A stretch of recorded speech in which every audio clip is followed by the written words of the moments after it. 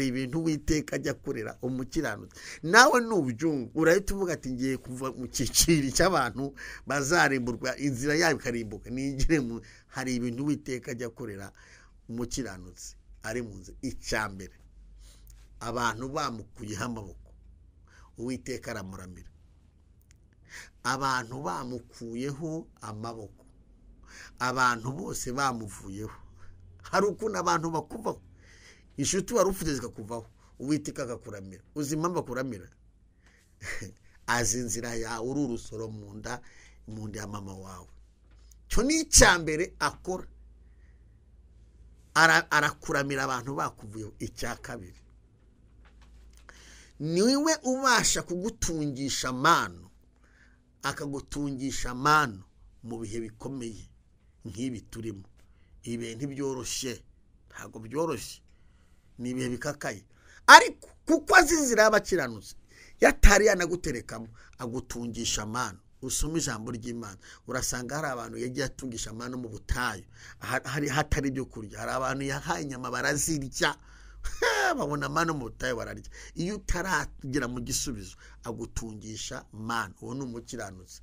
Ibyo kwirirwa umukiranutsi ngo iminsi n'ibihe ngo arapfuye ngo arandavuye ngo isi iramwose, rwose warakererewe, wari kubikora akiri umusinzi. Naho umukiranutsi umenye ko ijuru rizamuramira. Icya gatatu, amuha amahoro. Amahoro hari umuringi yavuze ngo amahoro Yesu aha abantu be ntagira akagero ntarondoro, amuterekera amahoro ku meza. Ugaturana n'umurozi ugasinzira ukagira amahoro. Akarara acuragura ukarota ukaryama ukarota. Uko ni ukuri, aguha amahoro.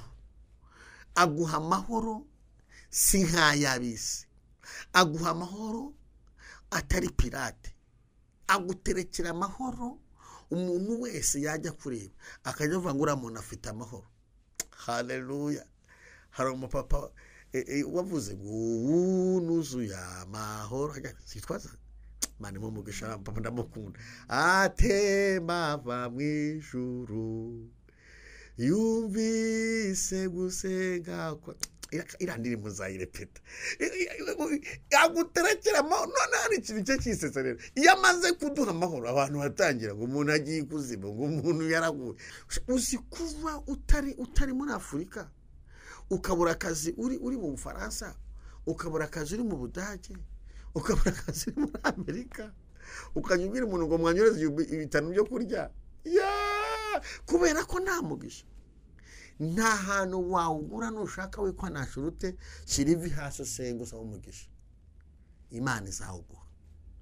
Kandi umunyamugisha nzi umugabo Imana haye umugisha yita Dawidi. Sebukwe yashatse kumwica we, urazi ko umugabo wamushingiye yigeze amuhiga ashaka kumutera icumu emi. Yamwemerera umukobwa aravuga ati nimbona ngiciye kiriya kigome buriya tukakica nzagushingira umukobwa wanjye. Agira ngo naramwica, agira ngo naramwica. Naho umwana umugabo Imana yahaye umugisha ntibigombera intwaro nyinshi, yatoraguye utubuye. Abandi ngo bari baragiye mu myobo, ingabo zazahugiye mu myobo. Kuko ari umunyamugisha, Imana ishimwe. Kuko ari umunyamugisha, amabuye atoye aragenda akubita ibuye rimwe. Uriya atarimo areba akantu kamanuka katanabyibushye ariko gafite umugisha. Naho waba utagaragara ufite umugisha, naho waba uri imfubyi ufite umugisha, uzakenerwa kuba ukuriho. Naho mu rusengero waba atakuzi ufite umugisha, uzakenerwa. Itorero rizagukenera, igihugu kizagukenera. Iyo ufite umugisha lekosika, iyo ufite umugisha Yeriko zirasenyuka ku buzima bwawe. Hari ibintu bizasenyuka nugira umugisha. Amen. Ngo umugabo wifite umugisha agiye kubona wari warabakanze baragiye mu myobo, abona igihanga cyarakiza hagati y'amahinga atatu zikamwishe. Tibuni yoroshye amutuma ibindi bihanga magana nabyo arabizana. Aravuga ati kashakisha uburyo nzamwica. Yaramwishe se? umunyamugisha uramuhiga ntumubona. Ndatangariza isi, ndatangariza abo bahimana, ndatangariza abakuze b'Imana muri kugwa n'amarozi, ndatangariza abo kugwa n'abanyamashari, ndatangariza ko abaguhiga ntibazakubona. Dore saba umugisha n'uyu munsi kuba uriho hari uko batabishaka, uriho kubera ko Imana yavuganye nawe. Ngeze ku cya gatanu kiryoshye ndakivuga nacyo. Nshuti za gusengerwa, abantu mudukurikiye kuri YouTube yacu gusengerwa mwese aho muherereye, turavuze ngo umugisha w'Imana ubabeho mu izina rya Yesu. Ineza y'Imana ibabeho, kandi turabakunda, murabizi neza ko Imana irabakunda namako ugihumeka kandi uri mu rukundo rw'Imana. Ikiganiro ni inzira y'umukiranutsi. Maze iminsi ndi kubabwira ikintu cyitwa inzira, bavuga ngo inzira ya bene wanyu uzayibura, inzira y'inshuti yawe ibure, ariko inzira y'Imana ntabwo izabura, kuko yashyizweho utarabaho, nawe bavuga ko usebye batarabaho. Inzira y'Imana yari ihari, inzira y'Imana yashyizweho kera. Imana yashyizeho inzira y'abantu bayo, ishyiraho n'inzira y'ababi.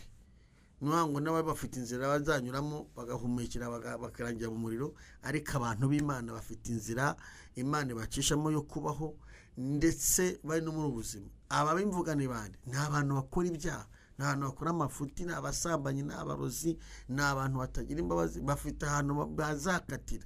Ariko abantu bubaha Imana bafite nyine nabo Imana bateguriye inzira.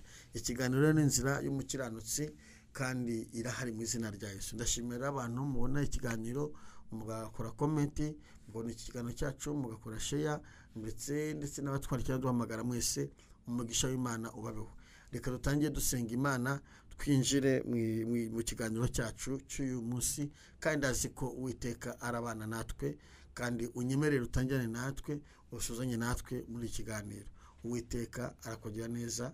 Nge ntacyo nabona naguha, ariko ndazi neza ko uravanamo ibintu bikomeye muri ikiganiro, kandi harimo ubutumwa bwinshi bwakugira akamaro. Data, mu izina rya Yesu Kristo, uri Imana y'ububasha, uri Imana ikomeye, uri Imana ifite imbaraga, uri Imana ifite ubutware, uri Imana yo kwizerwa, uri Imana yo kwiringirwa, uri ibyiringiro byacu, uri soko imara imyota.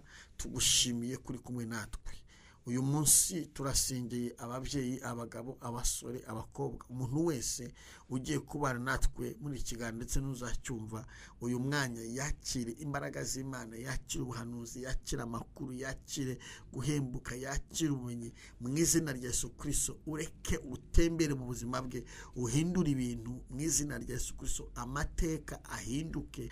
Imana ibagire neza, Imana ibahe umugisha, kandi Imana ibiteho. Uwiteka abarwanirire. Turi kumwe na Dieudonné kwa Byuma. Imana ibamugisha, kandi tubararikira no kuza muri Nice Studio kugira ngo tubakorere indirimbo, ndetse tubakorere ndetse n'ibintu byose mwifuza bijyanye n'ibitegura bica kuri kamera cyangwa se muri studio. Mwese abafite izo mpano mbaye muri tayari, tugiye gutangira kubakira mu minsi mikeya. Turasoma ijambo ry'Imana muri Zaburi ya mbere, no turaza gusoma ku murongo waho wa 6, kandi ndazi neza ko urafashwa. Hari ijambo rivuze ngo kuko Uwiteka azi inzira y'abakiranutsi, ariko inzira y'ababi izarimbuka. Iri jambo ndahamya neza ko hari umuntu wamamagara ambaza ngo ariko iyo nzira uvuga ni iyihe? Nisomye na biravuga ngo Yesu niwe nzira, ariko na hano rya nkumenyeshe ngo usubirize muri ijambo kuko Uwiteka azi inzira y'abakiranutsi. Hari igihe abantu babona abakozi Imana bavuga ijambo ry'Imana, bana Imana bavuga ijambo ry'Imana, ukagira ngo umuntu yaricaye gusa bimuzamo gusa. Oya, hari igihe aba ari ubutumwa bwiza ari gutambutsa utabizi. Iri jambo riravuze ngo kuko Uwiteka azi inzira y'abakiranutsi, ariko inzira y'ababi izarimbuka. Ikiganiro cyaba ngo inzira y'umukiranutsi irahari. Mbararikiye mwese ko tubana muri kino kiganiro, kuko Uwiteka azi inzira y'abakiranutsi, ariko inzira y'ababi izarimbuka. Bishatse kuvuga iki? Igihe cyose uzaba uri guhiga ibyo uhiga by'umugisha by'iterambere by'iki utatarimo gukiranuka, uzisanga inzira yawe iri kugenda ikundagurika, izajya igenda irimbuka ivaho irimuka ivaho, kubera ko ibyo uri gukora nta mana iri kubishyigikira. Niyo mpamvu ijambo rivuga ngo ariko inzira y'ababi izarimbuka, inzira y'abanyabyaha izarimbuka. Ni ukuvuga ngo igihe cyose uba mu buzima, ukaba mu buzima ibyo uri gukora utakizijwe, ujye umenya ngo uzashiduka Satani yabisenye. Uwiteka azi inzira y'abakiranutsi. Ako kandi kahana nigakosore amajwi yose n'urusaku rwose rukuriho n'iterabwoba ry'abadayimoni rikuriho. Uwiteka azi inzira y'abakiranutsi. Nta komente, ntacyo tugabanyaho. Uwiteka azi inzira y'abakiranutsi. Ubu ngo Satani yaguhisha inzira ntibishoboka. Ubu ngo abarozi baguhisha inzira ntibabishobora. Ngo abapfumu baguhisha inzira ntibabishobora. Ngo abagambana baguhisha inzira ntibabishobora. Ngo abaguha iminsi ngo baguhisha inzira ntibabishobora. Uwiteka yateguye inzira y'umukiranutsi utarabaho, nanjye ntarabaho. Nibwo Uwiteka yateguye inzira. Ntabwo ayiteguye none hawe rezi ni kubabwira oye, inzira y'umukiranutsi Uwiteka yayiteguye utarabaho, nanjye narabaho. Hanyuma uvutse ejo bundi agakora ejo bundi ngo yasiba inzira y'umukiranutsi, yarakererewe. Ntibishoboka. Ntabwo yasiba inzira y'umukiranutsi, kuko iyi nzira tuvuga ntabwo ari inzira yateguwe n'abantu, ni inzira Uwiteka yateguye ubwe. Uwiteka yafashe umwanya arayitegura. Yayiteguye mu buryo butandukanye, yayiteguye mu buryo bw'umubabaro, ayitegura mu buryo bw'ibyishimo. Iyi nzira Uwiteka yayiteguye ari kwase, ari mu ijuru, ariho yicaye. Mu buzima bine habuze n'umwe. Imana iri gushaka umuntu wacungura umwana w'umuntu yamubuze.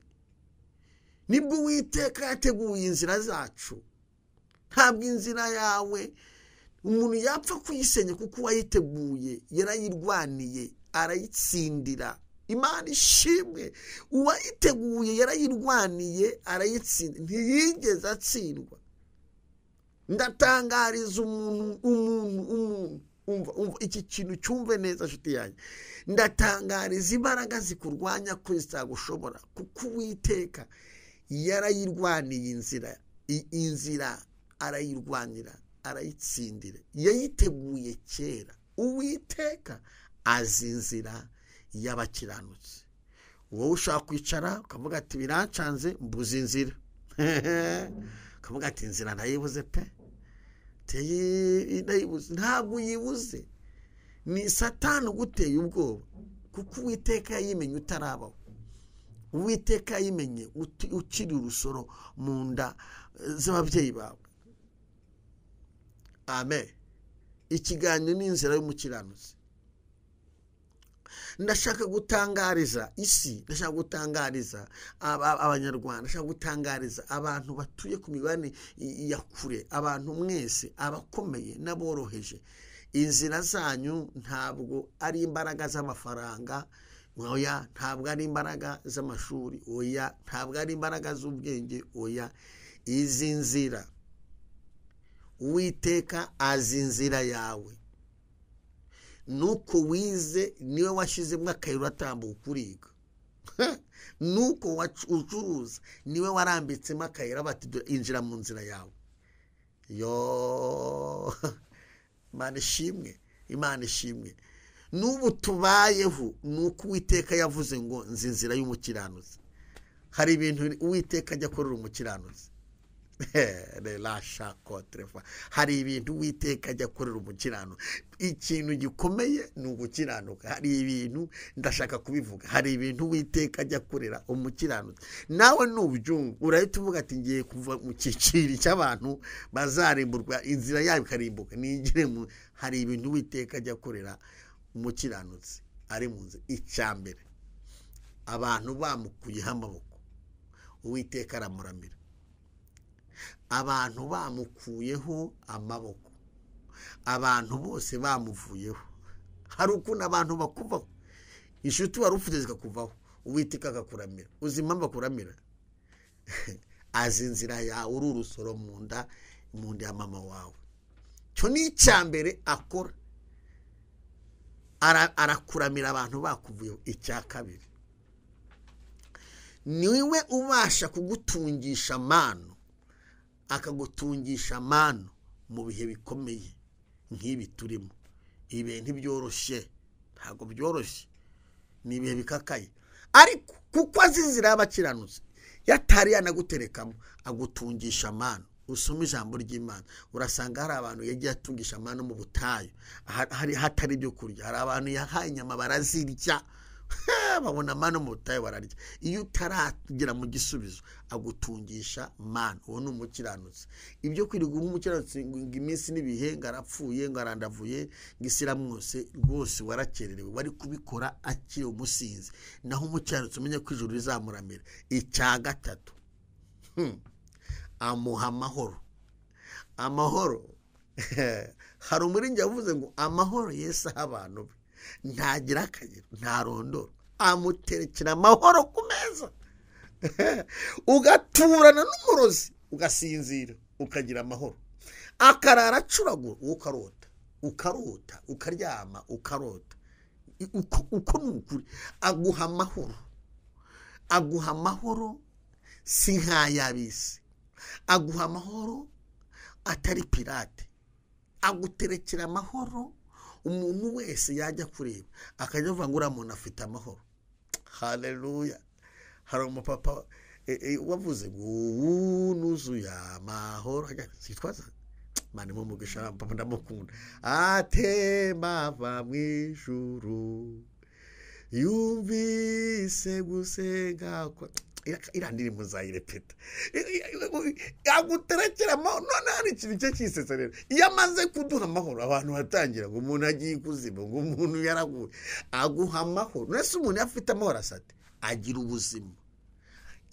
Iyo data guhaye amahoro muri iyi nzira, agukubitira abanzi utabareba, agukubitira abagambanyi utabareba, agukubitira abazinga utabareba, agukubitira abacukura inzobo utabareba, ntunabyitaho. Iyo Yesu avuze ngo aguhaye amahoro, wajya guhiga ibikubuza amahoro. Yewe we bana we, icyama ngo byumve neza. Iyo Yesu aguhaye amahoro papa, kandi hari abantu Yesu agiye guha amahoro. Ndafashijwe. Iyo Yesu aguhaye amahoro, ajya guhiga ibikubuza amahoro. Emira, haleluya. Iyo Yesu aguhaye amahoro, we ahita ajya, iyo avuze ngo nguhaye ngahe amahoro, ndaguhaye, we ahita ajya guhiga ibikubuza amahoro. Ajya kureba abarara bacuragura, akajya kureba abari kugambana, akajya kureba abashaka kukenyuka, akajya kureba amagesida yateguwe. Dore turi mu gihe cyo gusoza umwaka, ubu hari amagesida Satani ari guteza, hari ibintu ari gutereza mu bantu. Ariko iyo Yesu yaguhaye amahoro, wajya kureba ibyo Satani ari gutegura. Umva nkubwire inshuti wo nkurikiye, dore ikintu ukeneye iki kintu cya gatatu, Yesu akwihera amahoro. Amen. Dodo ni amen. Ikigano ko rumagiye kuzamuhanuza. Yesu aguha amahoro. Bayakiriye umuntu nkurikiye nayakire. Yesu aguha amahoro biri gutogota mu mutima. Yesu azana amahoro ubuzima bwazo. Yesu azana amahoro muganga ari kuvuga ati naho Imana. Yesu azana amahoro abarozi baravuze ngo ntuzayibyara ukayibyara.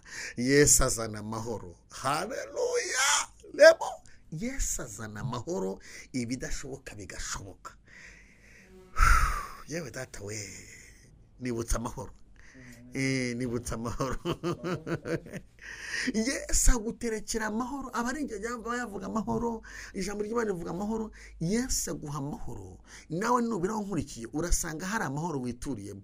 Urebe ibintu uturanye nabyo, urebe ibigagucukuriye inzobo, urebe uburozi wariye, urebe akagambane gakubaho, urebe abaguhize, urebe abakugwahije mu kazi, urebe ibyo wagiye usimbuka, urebe ibico wasimbutse, urebe ibintu wasimbutse, urasanga hari waguhaye amahoro ajya guhiga ibikubuza amahoro. Reka tubwire papa ngo papa duhigire ibitubuza amahoro. Urabiruzi twe ntabwo tubiruzi, ariko muri kano kanya turi ahangaha reka tuvuge twese ngo papa umwami wanjye duhigire ibitubuza amahoro muri aya mezi yo gusoza uyu mwaka. Higa ibiduhigira ibitubuza amahoro ku bana bacu, ibitubuza amahoro mu gihugu, imbaraga z'abakonikoni, imbaraga z'abapfumu, ibitubuza amahoro mu kazi aho wirirwa, ibikubuza amahoro aho uri Burayi, Yesu nabihige aguterekera amahoro. Icyo ni mu cyakira. Icyo ni icya gatatu. Icya kane, Yesu aguha umugisha. Umugisha utanga mwami wanjye niwongera umubabaro, abakumenye bafite amahirwe no ku munsi mubi bazakomera. Icyo ni icyaka. Iyo yavuze ngo Uwiteka azi inzira y'abakiranutsi, iyo aguteretse mu nzira azana umugisha. Aravuga ati ngewe ndi Uwiteka nguhaye umugisha. Mwari muzi ko umugisha utandukanye no kujya mu ishuri, utandukanye no gucuruza, utandukanye no kugira imiryango ikomeye. Ibyo murabyemera? Umugisha ukwirukaho ntuwirukaho. Hari umuntu ubyiruka akarangiza sogonderi afite akazi ahemba $500, hakaba undi ya sogonderi akaraza kaminuza akajya no hanze akiga n'ayandi, akaza akicara akabura akazi. Abo bantu baba ko bafite umugisha. Kandi n'undi nawe utaragiye no mu ishuri ariko uhemba amafaranga. Ubwo wabyibamye gute? Haba harimo icyo bita umugisha. Yesu azana iki? Umugisha. Dore ikintu abantu bakwiriye kumenya, iki cyo mu kihambireho cyane. Iki cya kane, umugisha Uwiteka yahaye umuntu akawuguha aranawurinda. Emire wahereje Imana icyubahiro. Iyo Uwiteka azanye umugisha akawuzana akawuterekaho, dore icyo akora. Uwiteka azi ko umugisha yahaye umuntu hari ibyonyi, hari abambuzi, hari abagambanyi, hari abajura, hari abicanyi, hari abanyamashyari, hari abatifuza ko umugisha ugezemo uwugumamo.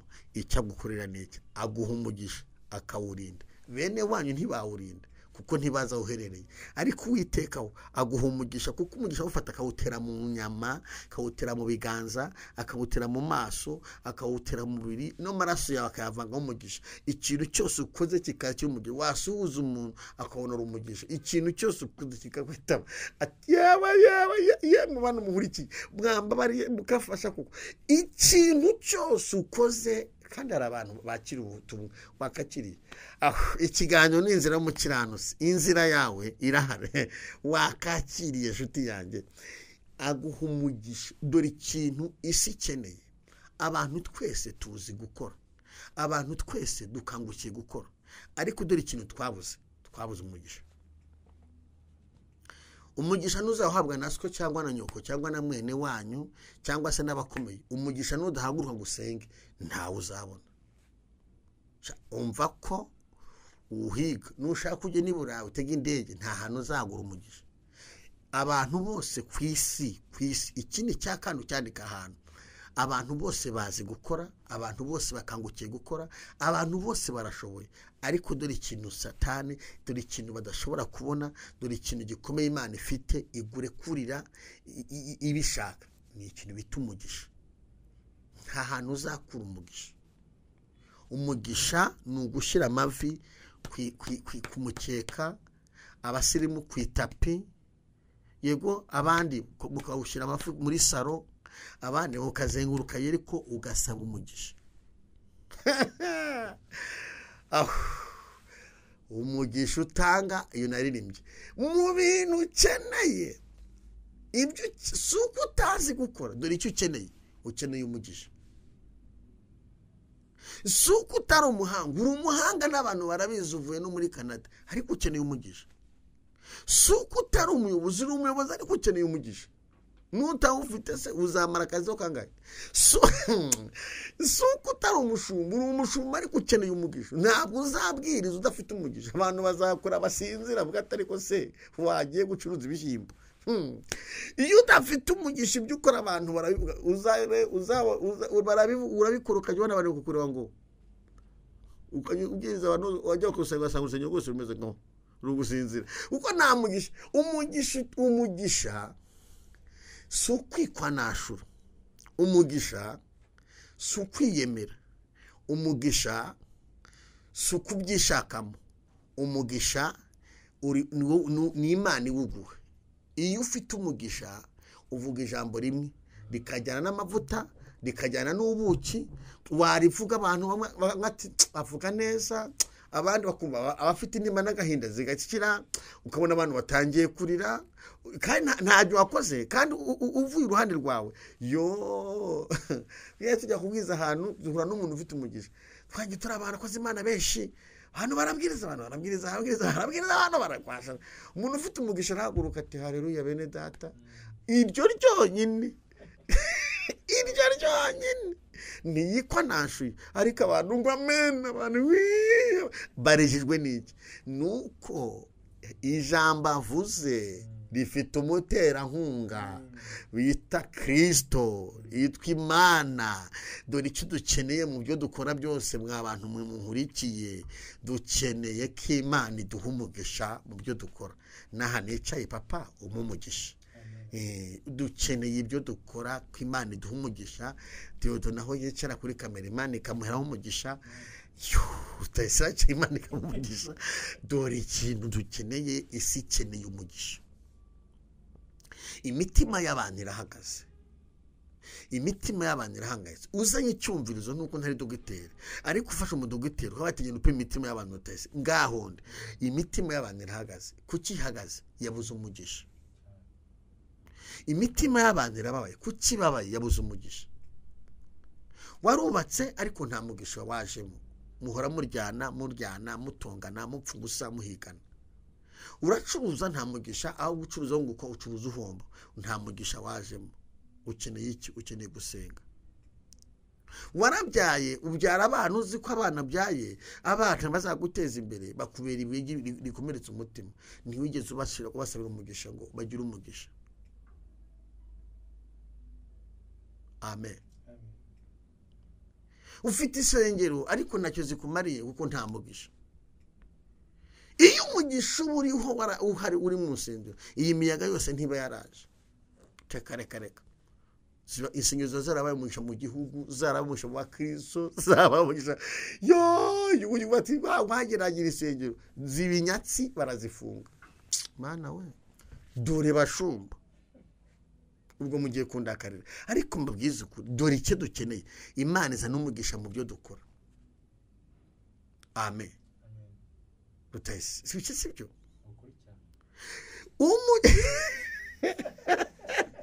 nigeze mbona umuntu wabuze umugisha ari bari kubwiriza ku makuru sizana kabonye simavuze, mbona ari kurisha abantu ibyatsi.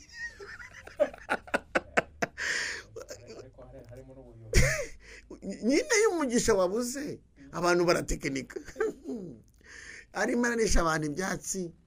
Iyo umugisha wabuze hano baratekinika, bamwe barahuha abantu bakagwa bakoresha ibintu bya tekinike. Iyo umugisha wabuze abantu bariba.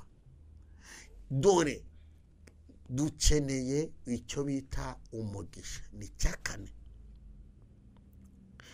muri iyi nzira y'umukiranutsi, ukeneye ko Imana iguha umugisha. Fata umwanya wo gusenga ubwira Imana ngo Mwami, ibyaha nabivuyemo. Muri iyi nzira haranditse ngo Uwiteka azi inzira y'abakiranutsi. Muri iyi nzira uzi ko navuye mu byaha, nakiri umusinzi, nakiri umusambanyi, nkeneyemo umugisha. Twese uzi kuva utari muri Afurika, ukabura akazi uri mu Bufaransa, ukabura akazi uri mu Budage, ukabura akazi uri muri Amerika, ukajya ubwira umuntu ngo mwanyureze ibitanu byo kurya, kubera ko nta mugisha. Nta hantu wawugura nushaka we kwa nashurute, shirivi hasi senga usaba umugisha. Imana izawuguha. Kandi umunyamugisha, nzi umugabo Imana haye umugisha yita Dawidi. Sebukwe yashatse kumwica we, urazi ko umugabo wamushingiye yigeze amuhiga ashaka kumutera icumu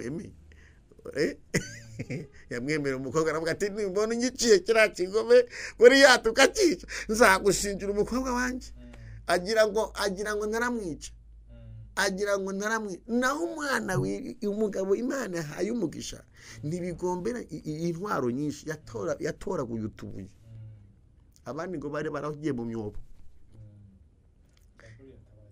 ingabo zazahugiye mu myobo kuko ari umunyamugisha Imana ishimwe kuko ari umunyamugisha amabuye atoye aragenda akubita ibuye rimwe uriya atarimo areba akantu kamanuka katanabyibushye ariko gafite umugisha naho waba utagaragara ufite umugisha naho waba uri imfubyi ufite umugisha uzakenerwa kuba ukuriho naho mu rusengero waba atakuzi ufite umugisha uzakenerwa itorero rizagukenera igihugu kizagukenera iyo ufite umugisha lekosika iyo ufite umugisha zayeriko zirasenyuka ku buzima bwawe hari ibintu bizasenyuka nugira umugisha amen ngo umugabo wifite umugisha agiye kubona wari warabakanze baragiye mu myubo abona igihanga cyarakizanye hagati y'amahinga atatu zikamwishe tibuni yoroshye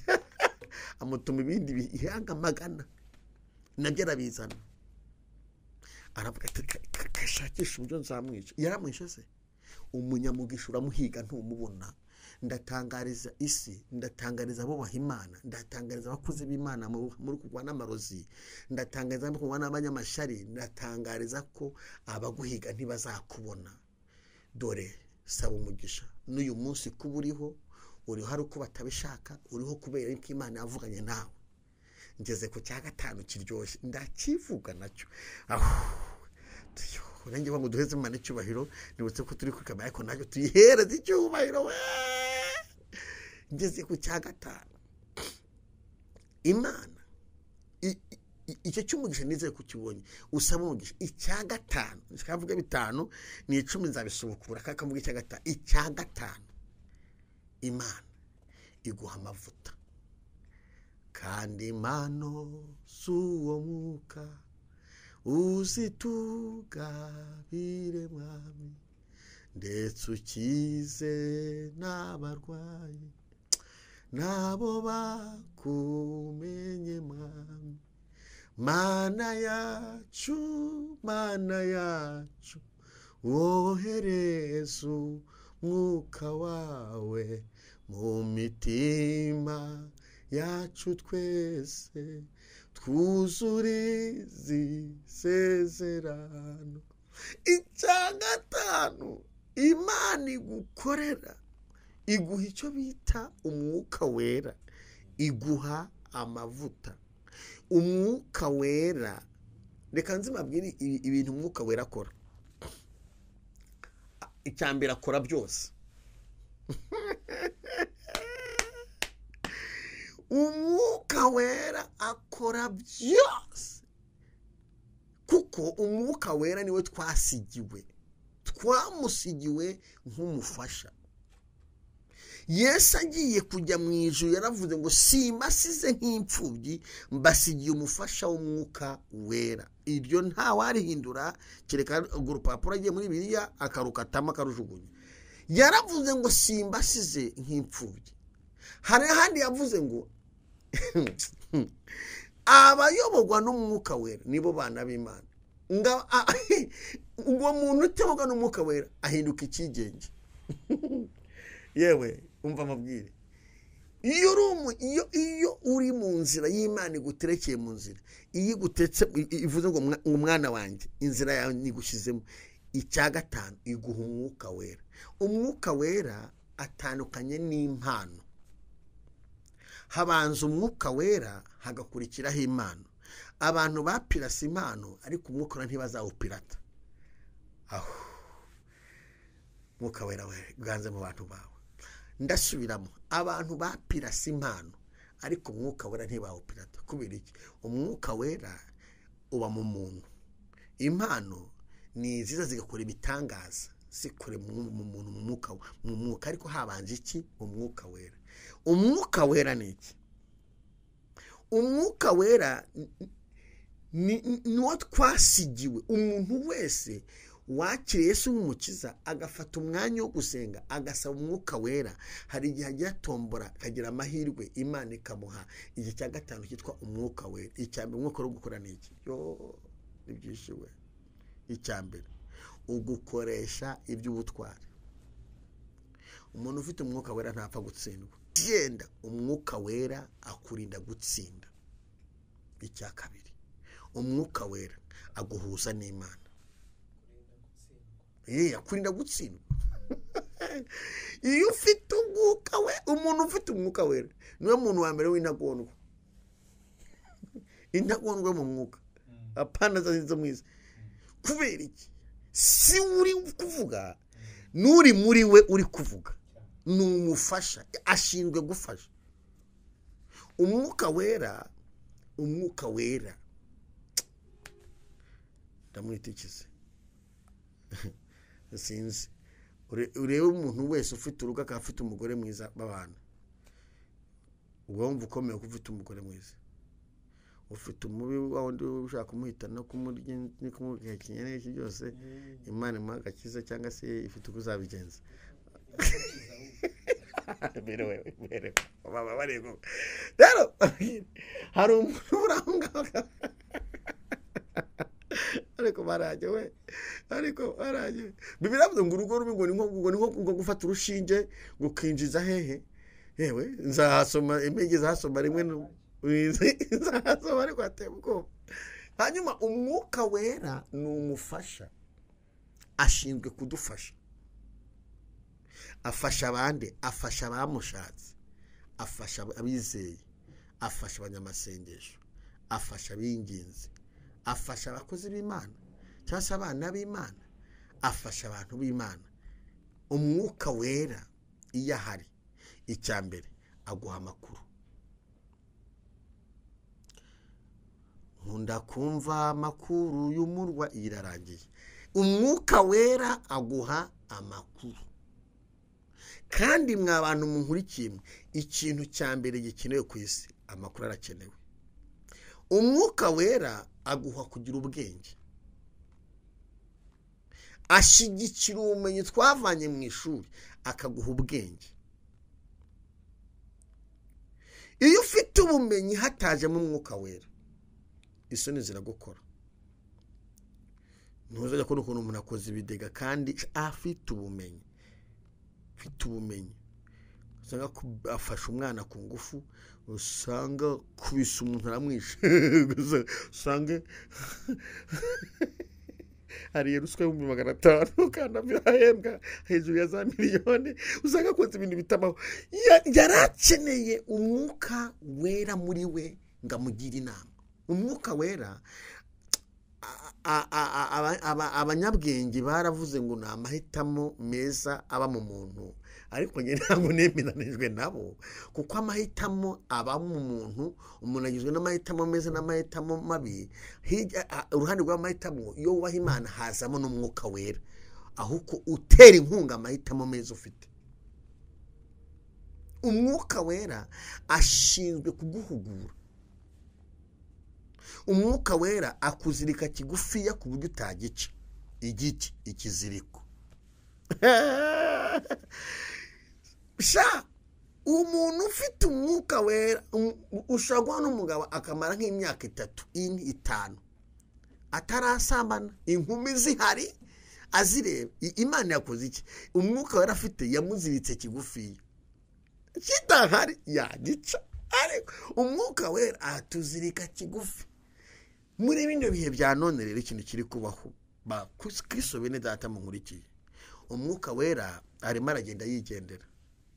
Niyo mpamvu uko nibisamba biri kuzura mu itorero, ugasanga abantu bugambanyi, amashari, abantu bashize business imbere ari nziza n'amafaranga, bata umwuka wera. Kandi umwuka w'urundi akuzanira icyubahiro, akakuzanira n'amafaranga, akakuzanira n'ubumenyi, byose kuko n'ubufite. Amen. Umwuka wera akuzirika kigufi, ntiwibe, ntiwice, ntiwigire nabi, ntiwiyahure, ntusambane. Umwuka wera akurinda gufata imyanzuro uhubutse. Umwuka wera mbese ni fire y'umukristo. Haleluya. Mbonye akantu mbonye urugero rwiza. Urabona iyo modoka iri kwirukanka, ikirenge kiba kiri hafi ya fire. Kiba kiri hafi ya fire, ugenda ugabanya uriruka ko ikirenge ntabwo kiba gituze, kiba kiri gukora n'umutima.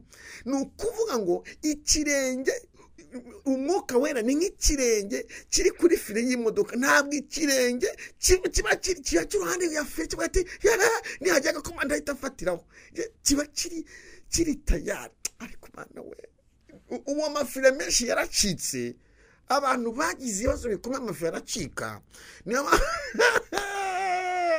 niyo gusengera n'impamvu z'umuntu iba amaturo. Nta mwuka wera afite, ajya gutura itakoramo kuri abazanye ibiseke bitoye hejuru, uturabyimba bitoye hejuru. Ni tekinike yo kurwanya abajura. Kuko abanyagutura nta mwuka wera bafite.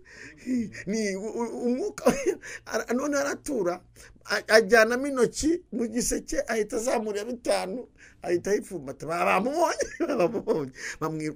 baramufata nyine, baramuganiriza.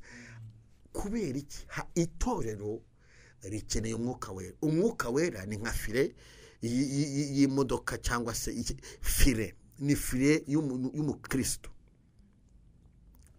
Umwuka wera umunsi azava mu isi muzareba. Umwuka wera ni fire. Abantu bose agira ibitekerezo, abantu baratekereza, abantu barumva, umuntu ufite umwuka wera ararengana akihangana. Baramurenganya akajya gute? Akihangana. Umuntu ufite umwuka wera baramurenganya akihangana. Ni fire. Umwuka wera aragufasha. No muri korari bakwirukana ntacyo wakoze. Waba ufite umwuka wera ukihangana. Ariko udafite umwuka wera ahita avuga ati iyi korari si ya sko, si ya nyoko. Ejo nzayizamo duterurane.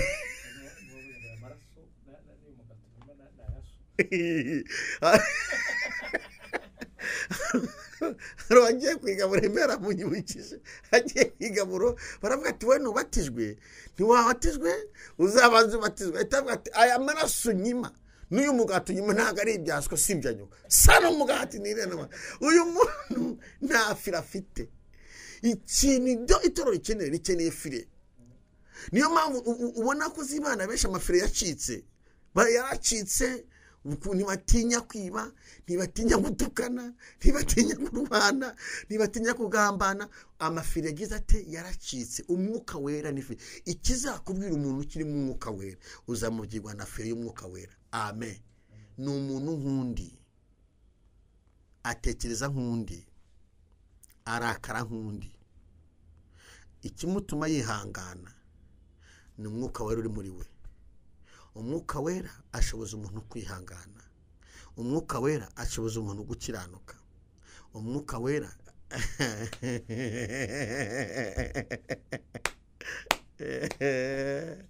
umwuka wera akora ibintu bikomeye. Iyo hari umwuka wera mu bantu, abantu bafite ituze. Umwuka wera yavuye ahantu, abantu bararwana. Umwuka wera niyo fondasiyo y'itorero. Umwuka wera adahari itorero ntiryabaho. Habayeho kuvuga ngo bigishe batavuga ku mwuka wera, nta torero ryabaho. Abantu bajya bacuruza utubari. Kubera iki? Kristo Yesu yigisha hakihana. Bari abantu 5 bihanye, ni itorero ryatangiriye. Ryatangiye igihe Yesu yabwizaga abantu 5,000 bakihana. Niyo wabwirije, ni umwuka wera amukoresheje. Abantu bafashwe n'umwuka wera. Babwirije barihana. Bihanye barabwira ati mwigisha bagaburire. Yarabamenye Yesu, yarabamajeje igihe bati babwiye bagaburire barye. aho niho hantu hatangiriye fondasiyo. Ni ukuvuga ngo umwuka wera ashinzwe kwemeza umuntu utarakizwa akareka ibyaha. Amen. Uri umwigisha ubwiriza, kugira ngo ubwiriza ahinduke nuko ugomba kuba ufite umwuka wera uraherekeza rya jambo rikasanga umuntu utarakizwaho yicaye mu ntebe. Umwuka wera ati urumva atari bari kubwira. Umwuka wera aganiriza umuntu mu materaniro. Umwuka wera atahari itorero ntiryabaho, idini, icyo bita idini ntiryabaho. Umwuka wera niyo fondasiyo y'idini. Umwuka wera niyo fondasiyo ya gikristo. Ubuzima bwa gikristo, ubuzima bw'abakristo bugizwe n'umwuka wera. Umwuka wera ni utuma umuntu afata icyemezo akareka inzoga, akareka ubusambanyi, akareka ubujura. Nta muntu n'umwe ushobora guhindura umuntu umwuka wera adahari. Ntacyo wakora guhinduza umuntu umwuka wera adahari.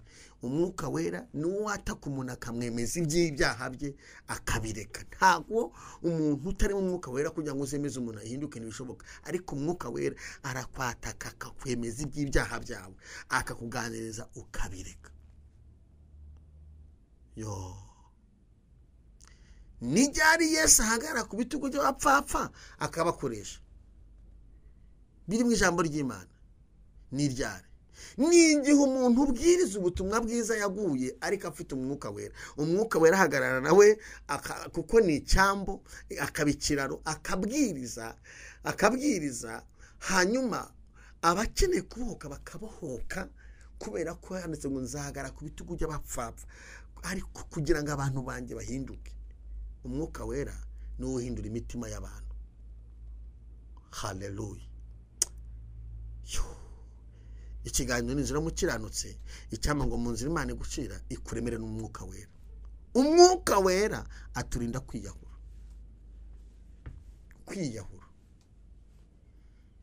Yo umunsi umwe ndi mu buzima bugoye, bamenyeho amazi y'ibyombo yaraye. Ijwi riramwe ngo arangiza umuntu yamenye haramwe ngo uzapfa ntacyo bimariye. Ijwi rya Satani riramwe ngo genda wiyahore ntacyo uzimarira. Urabona ko niwanyu nta muntu n'umwe harukize, ntawe, genda wiyahore nyine arabivuze. So nako ntacyo uzimarira, wapfuye. Ubuza abantu Satani yiba muri ubwo buryo. Ariko umwuka wera ni mwiza we. Ngiye kumva numva ijwi rirambwiye ngo mwana wanjye werarese, imbere ni heza. Ubu buzima urimo buzahinduka. Ubu buzima urimo buzahinduka. Ejo ni heza, wikigirira nabi. Ndamureba ndaceceka. Umwuka wera adufatira amafiri. Reka mvuge ngo umwuka wera gufatira amafiri muri minsi. Agufatira amafiri ntiwishingire, agufatira amafiri ntiwiyahure, agufatira amafiri ntugwe, agufatira amafiri ntujye mu kabari, agufatira umwuka wera gushoboze agufatira amafiri. Umwuka wera atuma utihakana Imana mu bihe bikomeye. Umwuka wera, yemwe bamama munkurikiye, mukeneye umwuka wera. Abagabo bankurikiye mukeneye umwuka wera. Abakome munkurikiye mukeneye umwuka wera. Abanyamasengesho mukeneye umwuka wera. Abinginzi mukeneye umwuka wera. Abakozi b'Imana mukeneye umwuka wera. Yemwe mukeneye umwuka wera. Nimba hari ikintu ku isi gikeneye kurusha ibindi ni umwuka wera. Umwuka wera duhuza n'Imana. Umwuka wera utunihira iminiho. Umwuka wera uzamura raporo akazizamura akazijyana ku Mana mu ijuru imbere y'Imana. Mfite umuntu umvugira, ni umukuru w'abatambyi. Umwuka wera ajyana raporo akageza ku mwana, umwana akayishyira se. Umwuka wera reba ibyagusimbukije. Umwuka wera umenya ko bari gukoroga uburozi. Umwuka wera umenya ko babivangavanze. Umwuka wera umenya yuko ugiye gukenyuka akakurinda. Umwuka wera udusura no mu nzozi. Umwuka wera ukugira inama. Umwuka, haleluya, Imana ishimwe. Umwuka wera, yemwe bene data, nshuti munkurikiye mukurikiye kiganiro inzira y'umukiranutsi. Uwiteka azagucira inzira, mu nzira azagucira harimo n'umwuka wera. Umwuka wera aguha n'igikundiro, aguha n'ubwiza, aguha amahoro, aguha gusinzira, araguhumuriza, arakuvuganira, aguha ubwenge, yenda ku bya data akabiduha, adujyanira amakuru akageza aho tutagera. Umwuka wera ajya no mu bakomeye, umwuka wera ajya turenganura, umwuka wera ajya tuvugira, umwuka wera ajya turwanirira. Haleluya, Imana ishimwe. Umwuka wera adukiza ibitega, agatugiza ibihembe, agadukiza ipfu. Umwuka wera aduha kubaho tutari kubaho. Umwuka wera azatuma tuguruka tujye mu hejuru, tuzimurwa mu isi, twigira iwacu, tuzambikwa amababa nk'ay'ibizu, elina kosika, tuzaguruka. Umwuka wera impande izavuga, umukiranutsi azamurwe n'umwuka wera. Amavuta arakenewe ku batuye isi. Umwuka wera umunsi azaba yavuye ku isi ni kimwe mu bimenyetso by'imperuka byo kugaruka bwa Kristo. Mu bize teoloji, umwuka wera batubwira ko umwuka wera umunsi azaba atakiri ku isi hazaba mbutiyaje. Umwuka wera nava ku isi, ituro rya Kristo rizaba rizamuwe. Uyu munsi impamvu mubona ibintu bitekanye ni umwuka wera ugendagenda ku isi. Umwuka wera aracyagendagenda mu bantu, umwuka wera aracyagendagenda mu babyeyi, umwuka aracyagendagenda mu bagabo, umwuka wera aracyagendagenda mu basore, umwuka wera aracyagendagenda mu rusengero. Ole Costa nge umwuka wera aracyagendagenda mu rubyiruko. Yemwe impamvu mubona bacyambara bikemera ni umwuka wera. Iyo avuyeho waba ureba bavanamo yose, ntabwo twabashobora, ntimwabashobora. Umwuka wera niwo ubafasha gucyaha, arahugura. Rekose ndagira ngo mbwire umuntu wese unkurikiye, igihe utazasaba umwuka wera ngo abe mu buzima bwawe, uzamenye kubayeho nk'umuntu wambaye ubusa. Ugomba gusaba umwuka wera akaba muri wowe. Iyo umwuka wera ari mu muntu, amugira inama, aramuhugura, aramubwira bigenze gutya. Mudafite umwuka wera akora amahano akora amahano. Umugabo baramutumiye, bamutumira mu birori by'ubukwe, bamwarura ibyo bya wenyine, arica kandi afite inzara. Ahita bavuga ngo mumereze nyama, baramuzana iparatote. Iyo niyo ndabanza ayifashe gutya iparato, nari mpari mbona umugabo arikanzagiza cya umwuka wera ahita hamagara umukobwa umuzaniye isana, ati ngwino hano, ati inyama y'itoro yirya, ati inyama mbonye ari wayirya.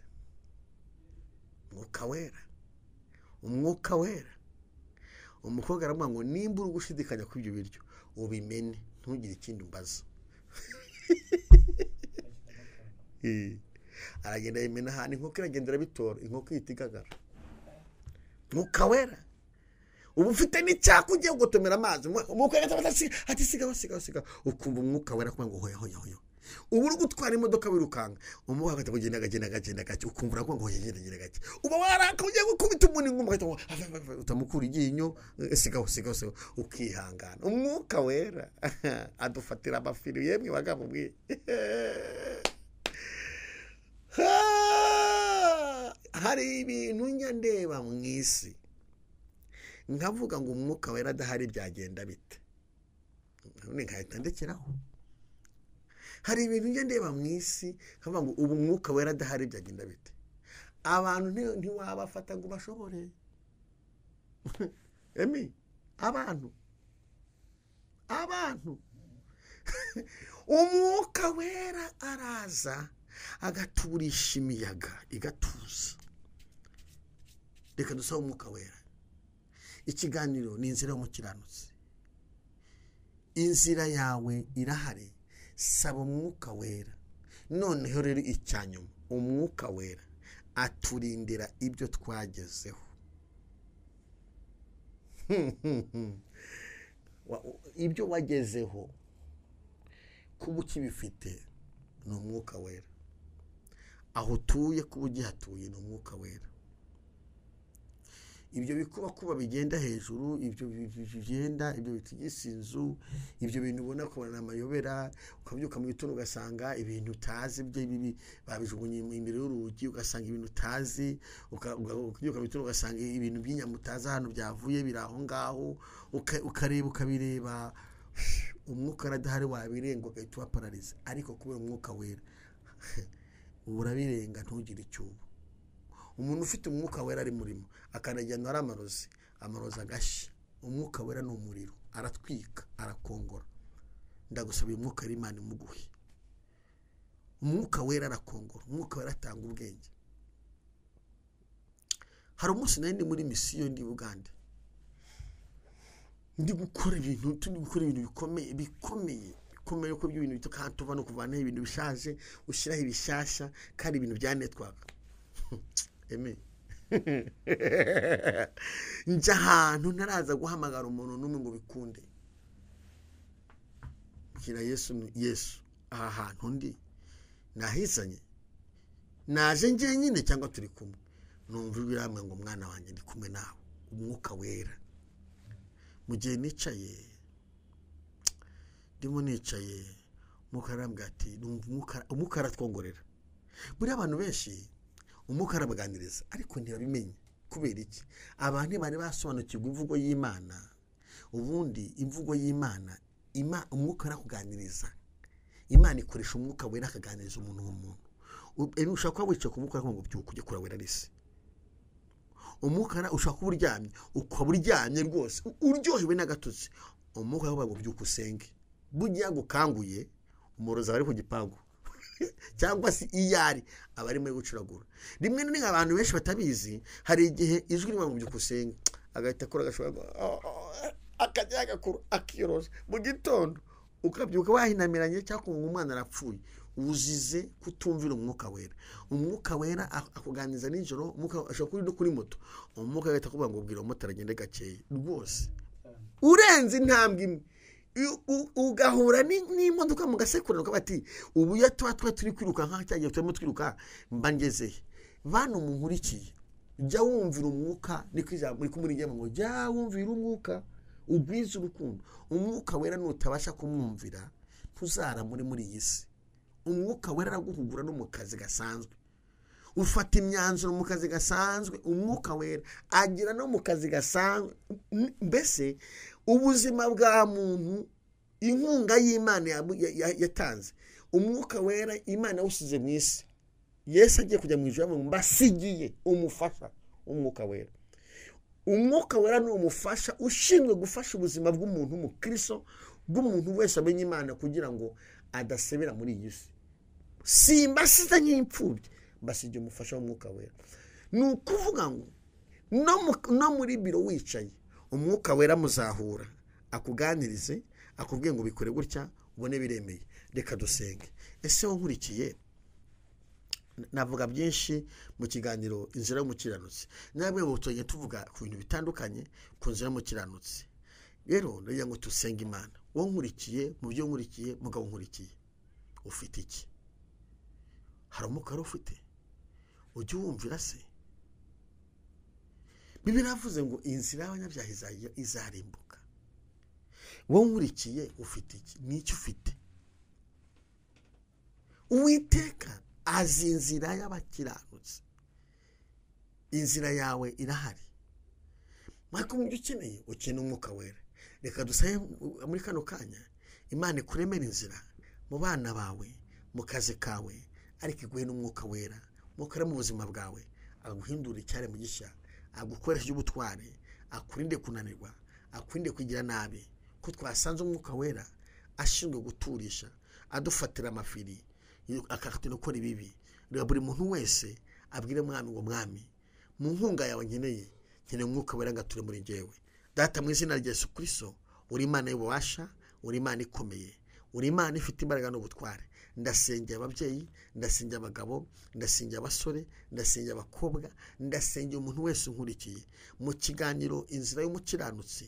Tugeze ahantu hakomeye, dusanze uri inshuti, dusanze uri byose, dusanze uri dusanze ushobora byose, dusanze mwami umuntu udakiranuka inzira izarimbuka. Ibyo azakora ngo Satani azabisenya, ariko umukiranutsi inzira irashinganye. Ndasengera umuntu wese, gushoza umuntu wese udukurikiye gukiranuka, umuvane mu byaha, utarukijwe ave mu byaha, wari mu businzi, wari mu byobwenge, wari mu bujura, wari mu busambanyi, wari mu bwambanyi, wari mu mwoko, uwo muntu wese wari mu bintu bibi byose, umuvane mu byaha, umuhindura ubuzima. Ndasengera umuntu wese uri mu nzira, umusukira umwuka wera, umwuka wera amushoboze kwihangana, umwuka wera amuhindura umugisha, umwuka wera amuhindura yagezeho, umwuka wera amuha amakuru, umwuka wera amukoresha ubutwari, umwuka wera amuvugire ku Mana, umwuka wera amurindira abana, umwuka wera amuha igikundiro. Haleluya! Umwuka wera ndamusaba buri muntu wese dukurikiye ngo yuzure umwuka wera, umwuka wera amusaba